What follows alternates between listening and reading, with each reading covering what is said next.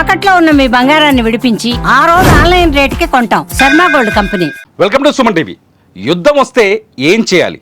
ముఖ్యంగా మనలాంటి హైదరాబాద్ లాంటి నగరంలో యుద్ధ వాతావరణం ఏర్పడినప్పుడు మనం ఎటువంటి చర్యలు తీసుకోవాలి? భాగ్యనగరం లాంటి నగరాన్ని ఏ దేశంతో యుద్ధం జరిగిన ఇప్పుడు ఇండియా పాకిస్తాన్ మధ్య ఉద్రిక్తతలు కొనసాగుతున్నాయి. ఈ నేపథ్యంలో ఏ శత్రు దేశమైనా ఎక్కువ మంది జనాభా ఉండే ప్రాంతాల్ని, ఎక్కువ మంది జనాభా ఉండే సిటీలని టార్గెట్ చేసి బాంబు దాడులకు, మిస్సైల్ దాడులకు పాల్పడే అవకాశం ఉంటుంది. ఒకవేళ మన హైదరాబాద్ పైన యుద్ధం వస్తే, మన హైదరాబాద్కి పరిస్థితి ఏర్పడితే మనం ఎటువంటి జాగ్రత్తలు తీసుకోవాలి?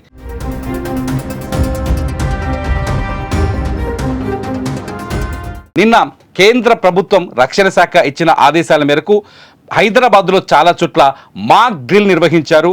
ఈ మాక్ డ్రిల్లో యుద్ధం వచ్చినప్పుడు ఎటువంటి చర్యలు తీసుకోవాలనే అంశాన్ని ఎక్స్ప్లెయిన్ చేశారు. ఇక్కడ మిలిటరీ కావచ్చు, పోలీస్ కావచ్చు, ఎన్డీఆర్ఎఫ్ కావచ్చు, ఎస్డీఆర్ఎఫ్ కావచ్చు, లేకపోతే వైద్య సిబ్బంది కావచ్చు, ఆ క్షణంలో ఎలా రియాక్ట్ అవ్వాలి అనే విషయాల్ని ప్రజలకు అర్థమయ్యేందుకు ఒక మాక్ డ్రిల్ని ఏర్పాటు చేశారు. హైదరాబాద్లో సికింద్రాబాద్, కంచన్బాగ్, మౌలాలి, అలాగే గోల్కొండ ఏరియాల్లో ఈ మాక్ డ్రిల్స్ని ఏర్పాటు చేశారు. మనం ప్రస్తుతం విజువల్ స్క్రీన్ పైన చూస్తున్నాం. గోల్కొండ ఏరియాలో ఒక అపార్ట్మెంట్లో మాక్ డ్రిల్ ఏర్పాటు చేశారు.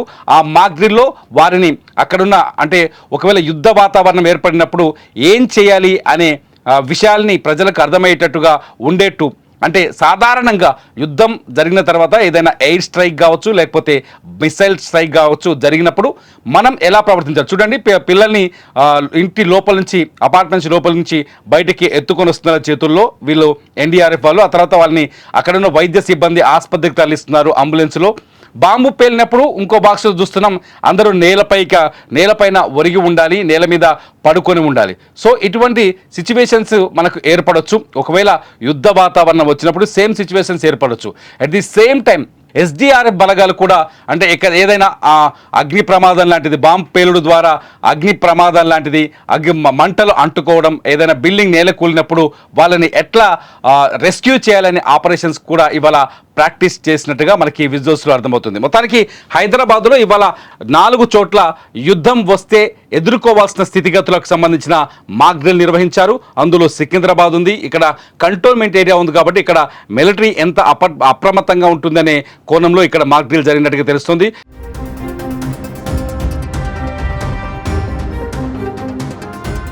ఇకపోతే మౌలాలిలో ఎన్ఎఫ్సి ఉంది, ఇక్కడ నేషనల్ న్యూక్లియర్ ఫ్యూయల్ సెంటర్ ఉంది.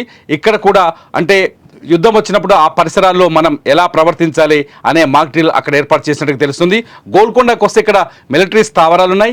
గోల్కొండలో కూడా అక్కడి ప్రజలు ఎలా అప్రమత్తమై ఉండాలి అనే అంశాన్ని అందరికీ అంటే అర్థమయ్యేందుకు, అందరికీ ముందుగానే బోధపడేందుకు ఈ మాక్ డ్రిల్ ఏర్పాటు చేసినట్టుగా తెలుస్తుంది. ఇక డిఆర్డిఎల్ ఉంది కంచన్బాగ్లో, ఆ పరిసరాల్లో కూడా యుద్ధం వచ్చినప్పుడు అక్కడి ప్రజలు ఎలా ప్రవర్తించాలి, ఎంత బాధ్యతగా ప్రవర్తించాలనే అంశాన్ని ఇవాళ మాక్ డ్రిల్ ద్వారా ప్రాక్టీస్ చేసినట్టుగా తెలుస్తుంది.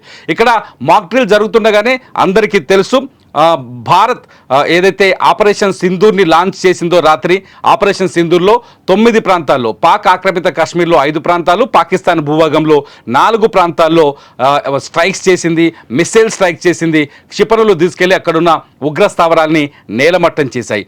ఇటువంటి పరిస్థితుల్లో పాకిస్తాన్ భారత్ పైన కక్ష తీర్చుకుంటామంటుంది, భారత్ పైన ప్రతీకార దాడి చేస్తామంటుంది. పాకిస్తాన్ అది యుద్ధ చర్యగా భావిస్తుంది, ఉగ్రవాదులపై దాడిని కూడా యుద్ధ చర్యగా భావిస్తుంది. ఈ పరిణామంలో ఏదైనా జరగవచ్చు, ఏ క్షణం ఎటువంటి దాడైనా జరగవచ్చు. కాబట్టి ఇటువంటి మాక్ డ్రిల్స్తో ప్రజలు అప్రమత్తంగా ఉండాలని సూచించడం కోసమే ఈ మాక్ డ్రిల్స్ని రక్షణ శాఖ ఏర్పాటు చేసింది.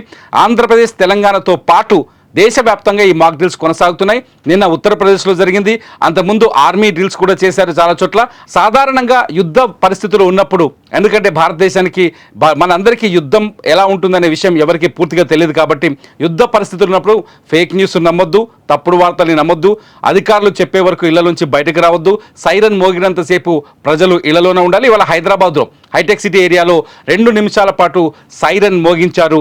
వైమానిక దాడికి ముందు ఈ సైరన్ వస్తుందని గుర్తు చేయడం కోసం, దాన్ని ఎడ్యుకేట్ చేయడం కోసం హైదరాబాద్ మాదాపూర్ ఏరియాలో ఈ సైరన్ 2 నిమిషాల పాటు మోగించారు. సైరన్ మోగినప్పుడు అందరూ ప్రజలు ఇళ్లలోకి పరిగెత్తాలి, ఇళ్లలోనే సురక్షితమైన ప్రాంతంలో ఉండాలి, గట్టిగా బలంగా ఎటువంటి బాంబు దాడిని కూడా ఎదుర్కోగలిగే శక్తి ఉన్న సాధారణంగా అయితే బంకర్లని సూచిస్తారు. బంకర్లు లేని ప్రాంతంలో బాంబు దాడులు కూడా ఎదుర్కొనే పరిస్థితులు ఉన్న ప్రాంతాన్ని ఎంచుకొని ఆ ఏరియాలో దాక్కోవాలి. అట్ ది సేమ్ టైం మళ్ళీ అధికారులు సూచించే వరకు ఆ ప్రాంతం నుంచి బయటకు రాకూడదు, రోడ్ల మీద జనం కనిపించకూడదు. తప్పనిసరి పరిస్థితుల్లో బయటకు రావాల్సి వచ్చినప్పుడు తలపైన బస్తాలు కానీ సంచులు కానీ లేకపోతే ఏదైనా ముసుగు వేసుకొని వెళ్ళాలంటారు. ఎందుకంటే శత్రు దేశాలు మనల్ని శాటిలైట్ మార్గాలు కానీ వివిధ మార్గాల ద్వారా మనుషుల్ని గుర్తించకుండా ఉండడం కోసం ఈ సలహాలు సూచనలు అందిస్తారు. మొత్తానికి ఇవాళ హైదరాబాద్లో జరిగిన మాక్ డ్రిల్స్ ఇక్కడ ప్రజల్ని ఎడ్యుకేట్ చేసిందని చెప్పాలి.